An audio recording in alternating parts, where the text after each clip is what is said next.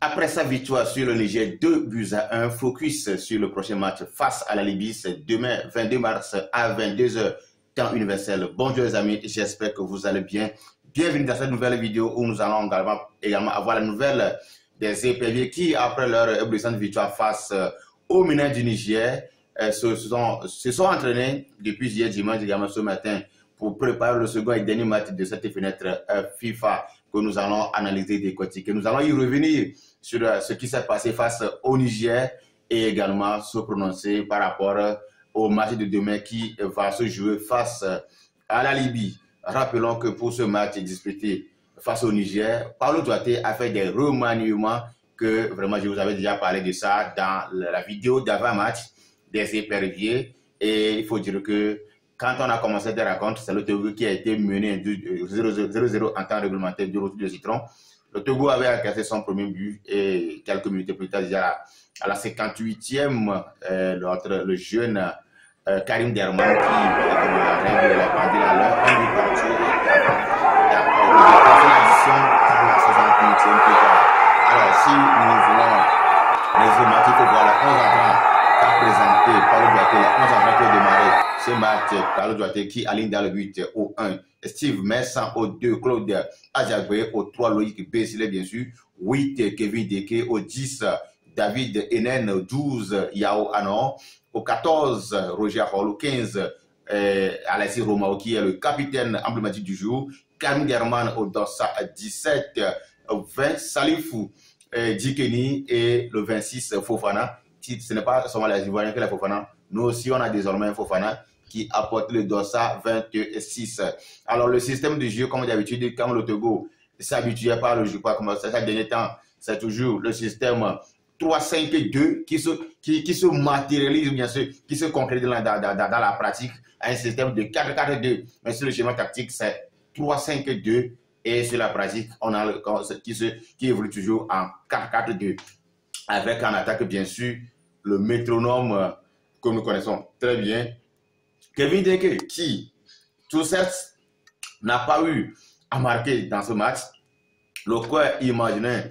Déjà, moi-même, je pensais que Kevin Deke, surtout avec son penalty raté, le penalty sur la toile, qui a encore fait débat, qui fait polémique, que moi j'ai dit. C'est vrai que c'est dans un match amical et qu'on aurait dû voir un score flou, si les deux penalty étaient concrétisés, étaient transformés. Ça serait un score de 4-2-1. Mais je me suis dit, ce n'est pas encore la fin du monde. L'essentiel, c'est qu'on retient la victoire. Ça, c'est très important.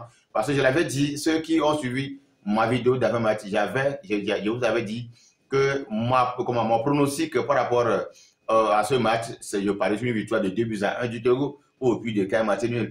Exactement, c'est ce qui s'est arrivé quand le Togo l'a emporté 2-1. Donc, pour ce qui concerne les pénaltys loupés, je crois que en tant que joueur, en tant que compétiteur, ça fait mal. Mais quand on s'abstient au résultat, c'est déjà mieux puisque c'est les préparatifs. Vaut mieux les rater en match amicaux que de les rater dans la compétition officielle. Et je crois que sous les yeux, par Paulo Douarte qui veut vraiment, qui analyse de très loin le jeu des éperviers en voyant deux pénaltys ratés, je crois qu'il a déjà pris note et il va y travailler par rapport à ça. Pourquoi je dis le sélectionneur, c'est un entraîneur à l'heure actuelle que moi j'apprécie. Surtout, cette capacité, cette mentalité, le discours, il tient à ces joueurs-là.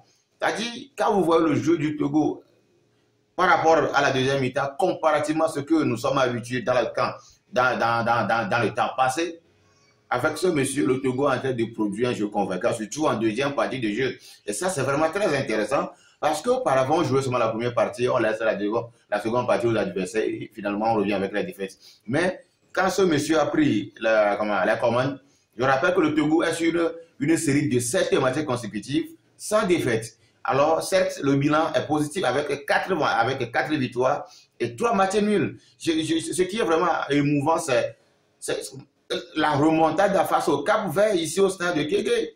Au moins, les CPV étaient menés 2-0 à la mi-temps. Mais ils ont su revenir au score jusqu'à marquer le but de victoire. Et ce scénario, petit à petit, ça commence pas à se répéter. Vous voyez, un 0-0 face au Niger, à la mi-temps, on revient, on égalise, on compte l'addition et on bénéficie également de 2 pénaltys supplémentaires qui, quand même, auraient nous pulsé à 4 buts.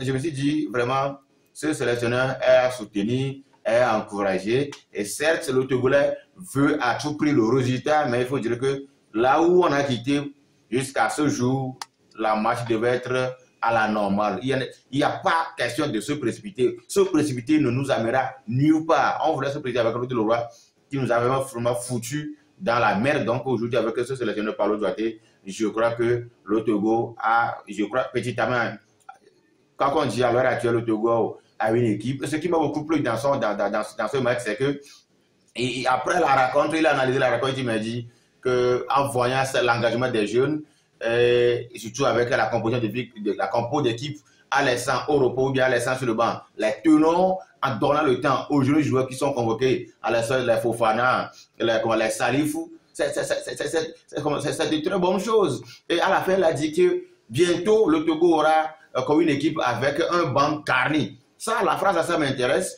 parce que une chose est d'avoir les meilleurs 11 entrants sur le terrain. Une chose également est d'avoir ceux-là qui, quand ils vont rentrer, seront également capables de changer le cours du match. Et ça confirme bien sa philosophie. A dit faire mal aux adversaires en deuxième partie de jeu. Je crois que c'est vraiment intéressant ce qu'est en train de faire ce monsieur. Moi, je ne fais que le féliciter, puisque ce n'est pas facile. Puisque quand on a vu l'équipe qui a participé à la dernière CAN en 2017 et jusqu'ici, vu les récents résultats, les récentes performances, je crois que l'équipe, elle autre progresse, elle avance très bien. Donc, on ne peut qu'ensemble encourager le sélectionneur Paulo Duarte à continuer dans le même sens d'élan. Et ce qui vraiment m'a plu avec la confirmation du capitaine du jour, parce que Jerry Diakono était sur le bas. Et donc, c'est Alessi Romao qui portait le brassard à la fin du match. Et il a bien dit que c'est une équipe très jeune et il y a du talent. Ça, c'est la déclaration d'Alessi Romao. Il dit l'équipe est très jeune et puis il y a du talent. Et c'est tout à fait logique. Et ce qui me plaît, c'est que quand nous voyons maintenant ces dinosaures, ces vieux entre griffes qui sont dans la sélection, qui encadrent ces jeunes-là, qui viennent, moi je ne fais que me glorifier. Je crois que le Togo a de beaux jours devant. Pour ceux qui continuent par dire que le Togo ne va rien foutre, continuer par dire, moi je sais qu'à l'heure actuelle, l'équipe togolaise est déjà en train de retrouver sa lettre de doublette d'antan. Et ça va se continuer bientôt quand les éliminatoires de la CAN vont reprendre. Et surtout avec les éliminatoires de la Coupe du Monde. Les éliminatoires de la Coupe du Monde à l'heure actuelle, on n'est pas quand même en faux pas. 2 matchs avec 2 points, c'est pas mal. Un match face au Soudan, qu'on aurait gagné, mais un match nul. Et le match nul tenu face au Sénégal, je rappelle qu'en juillet prochain, nous allons accueillir le Soudan du Sud avec une victoire. Vous voyez déjà, ça nous propulse. Donc, jusqu'ici, la gestion de l'effectif, je crois que ça va. Maintenant, l'autre match qui va également confirmer la tendance et la prouesse, cette force fulgurante montante de l'équipe togolaise. Et moi-même, je serai content si ça va être confirmé. C'est ce match de demain qui va se jouer face aux chevaliers de la Méditerranée, la Libye. C'est une rencontre que je crains. Soyez véridiques. C'est vrai que sur le papier, de par les palmarès, la Libye n'est pas une équipe aussi redouteuse. Mais quand on a vu la dernière prestation, les récents résultats des prestations de l'équipe de la Libye, cette équipe en voilà le coup d'avoir peur. Surtout quand on sait que au moment où le Togo jouait face au Niger, eux jouaient face au Burkina Faso. Le Burkina menait à la mi-temps, mais au retour, eux aussi, ils ont égalisé jusqu'à corser l'addition et ils ont battu le Burkina Faso sur un score de début à 1 également. Et quand je suivais également leur récent match à Miko disputé, c'est une équipe qui vraiment va poser des problèmes au Togo. Et moi, je l'avais dit, je continue pas à répéter, si jamais le Togo arrive à également contrecarrer les assauts de la Libye demain, alors mes chers amis, il n'y a plus de doute par rapport à cette équipe. Cette équipe a retrouvé toute sa force, toutes ses qualités. Il ne reste que maintenant à les concrétiser dans les matchs à venir. Mais pour importe le résultat demain, sachez que le Togo à l'heure actuelle a une équipe et on peut rivaliser face à n'importe quelle équipe, surtout quand on sait que l'équipe championne d'Afrique en titre, la Côte d'Ivoire a été tenue en échec par le Bénin. Le Togo aussi peut faire quand même du mieux. Si vous n'allez pas me dire que le Bénin progresse, le Togo à l'heure actuelle aussi essaie quand même de faire son mieux.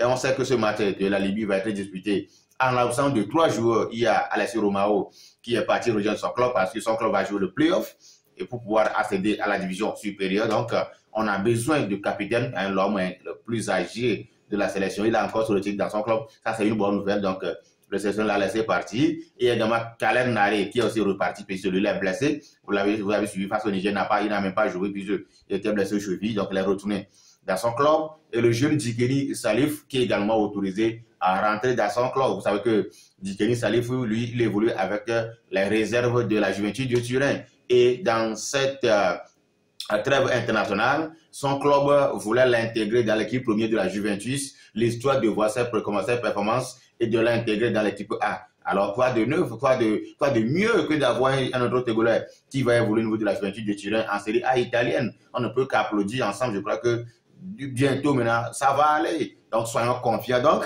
les trois absents face au Togo ont été compensés par l'arrivée de deux joueurs. Il y a Arissou Urubori, qui est un allié, est-ce que vous le connaissez très bien, et Charles Akolisi également, qui nous vient de la Roumanie, pour pouvoir compenser le départ des trois joueurs que nous allons citer. Dans ce match en vue, il y a un joueur avec son but très sensuel que je vais déjà présenter dans la vidéo. Et Karim Derman, je crois que, quand on dit, il n'y a pas de mieux que de voir ces jolis buts, les deux jolis buts, surtout le deuxième but, vraiment, c'est vraiment, je le tire chapeau par rapport à sa prouesse, par rapport à ses qualités. Mais c'est un jeune qui nous montre à chaque fois, que ce soit dans les matchs amicaux, que ce soit dans les rencontres officielles, lui, il ne fait pas la différence entre les matchs. Il joue toujours comme étant, il joue tous les matchs comme cela se doit. Et vraiment, je crois que le jeune à l'heure actuelle devait être courtisé par les cadors en Europe, puisqu'il a tout ce qu'il faut pour tuer les racontes. Il a tout ce qu'il faut pour pouvoir répondre. À lui seul au milieu, face au Sénégal, il a déposé ces tenants, ces vieux dinosaures sénégalais enregistrés au beau milieu du terrain.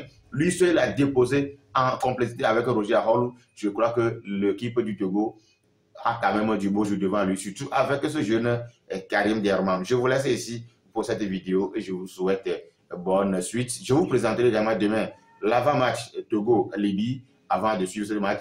Et je rappelle, pour ce match Togo-Niger, j'avais mis le lien de la vidéo en direct, le lien du match plutôt en direct dans la vidéo.